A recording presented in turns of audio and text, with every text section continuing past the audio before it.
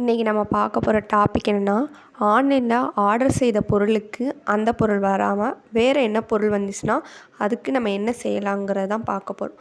First நீங்கள் ஒரு ஐஃபோனோ ஏதோ ஆர்டர் போட்டிருக்கீங்கன்னா, பாக்ஸை திறந்த உடனே கல் இருந்துச்சுன்னா அந்த பொருளுக்கு மாற்றாக வேறு ஏதாட்டி இருந்துச்சுன்னா நம்ம என்ன பண்ணணும் அப்படிங்கிறத இன்றைக்கி பார்க்க போகிறோம். ஃபஸ்ட்டு பாக்ஸை திறக்கும்போது வீடியோ இல்லாட்டி ஃபோட்டோ எடுத்து அதை டெலிவரி டீட்டெயிலை ஃபஸ்ட்டு பாதுகாப்பாக வச்சுக்கோங்க. அதுக்கப்புறம் ஷாப்பிங் ஆப்பில் ரிட்டன் அல்லது கம்ப்ளைண்ட் பதிவு செய்யுங்க. பிரச்சனை எதுவுமே தீர்க்கப்படவில்லை அப்படின்னா நேஷ்னல் கன்சியூமர் ஹெல்ப்லைன் மூலம் புகார் அளிக்கலாம். தேவைப்பட்டால் கன்சியூமர் கமிஷனையும் அணுகலாம். அதுக்கப்புறம் இந்த மாதிரி பிரச்சனைகள் பொதுவாக கன்சியூமர் ப்ரொடெக்ஷன் ஆக்ட் 2019 கீழே நுகர்வோர் உரிமை தொடர்பான விஷயமாக கருதப்படலாம்.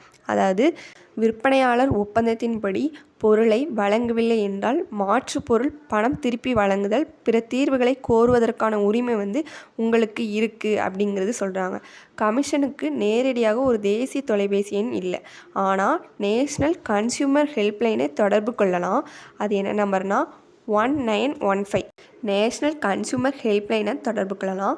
அதுக்கப்புறம் 1800114000 சில பகுதியில் இந்த சேவையும் கிடைக்கும். ஆன்லைனில் புகார் அளிக்க நேஷ்னல் கன்சியூமர் ஹெல்ப்லைன் போர்ட்டல்.